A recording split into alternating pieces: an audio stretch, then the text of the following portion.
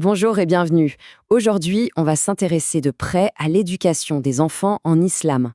On va décortiquer ensemble les principes, les méthodes, vraiment ce qui est au cœur de cette transmission en s'appuyant sur les textes qui nous servent de guide. Et pour commencer, il y a cette image, tirée d'un article d'agib.fr qui est vraiment très forte. Un enfant est une page blanche. C'est puissant, non? Ça nous dit tout de suite que l'éducation, ce n'est pas juste remplir une tête avec des savoirs. Non, c'est bien plus que ça. C'est l'acte même de dessiner, de façonner une vie. On sent tout de suite le poids de la responsabilité qui pèse sur les parents. Allez, on entre dans le cœur du sujet. Le point de départ, le socle de tout, c'est la croyance, ce qu'on appelle l'aqida. Et ce qui est fascinant, c'est la façon de l'enseigner. On n'est pas dans un grand discours théorique, pas du tout. C'est un format super direct, très simple. Des questions, des réponses. L'idée, c'est vraiment d'ancrer les bases de manière claire et nette. Et regardez la toute première question. Elle est essentielle. Qui est ton Seigneur? Ce n'est pas anodin du tout de commencer par ça.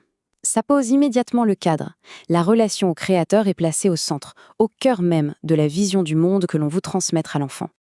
La réponse est tout aussi intéressante. Elle crée un lien qui est à la fois très personnel, celui qui m'a élevé moi, et en même temps totalement universel, l'ensemble des mondes. Et ce qui frappe, c'est que le ton n'est pas du tout celui de la peur ou de la soumission. Au contraire, l'accent est mis sur la bienveillance, la providence. Le Seigneur est présenté comme une force positive, presque nourricière. Bon, une fois qu'on a posé la question du Créateur, la suite est logique. La question d'après, c'est « Qui est le messager ?» On voit bien l'idée. On introduit ici le modèle, l'exemple à suivre, la figure qui incarne les enseignements. Et là encore, la réponse est hyper directe. Pas de détour, pas d'ambiguïté. Mohamed. C'est clair, net, et ça le positionne immédiatement comme la source principale de l'enseignement. Ok, donc on a vu les premières questions, les bases, mais ça ne s'arrête pas là. L'enseignement, il est structuré. Il s'organise autour de 6 grands articles de foi. Pensez à ça comme la charpente d'une maison. Ce sont les véritables piliers qui vont soutenir tout l'édifice de la croyance. Et voilà ces fameux piliers.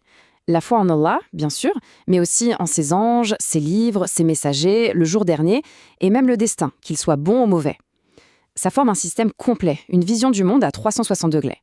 Ça couvre tout, du créateur jusqu'au destin de chacun, en passant par les intermédiaires et ce qui se passe après la vie. Maintenant, la grande question, c'est comment est-ce que tout ça, ces croyances qui peuvent paraître un peu abstraites, comment est-ce que ça se traduit dans la vie de tous les jours? Eh bien, c'est là qu'intervient ce qu'on appelle la jurisprudence, ou l'al-fiqh. C'est la foi en pratique, en somme. Et on remarque que la toute première étape, avant même de parler de prière ou quoi que ce soit, c'est la pureté, à la fois physique et spirituelle.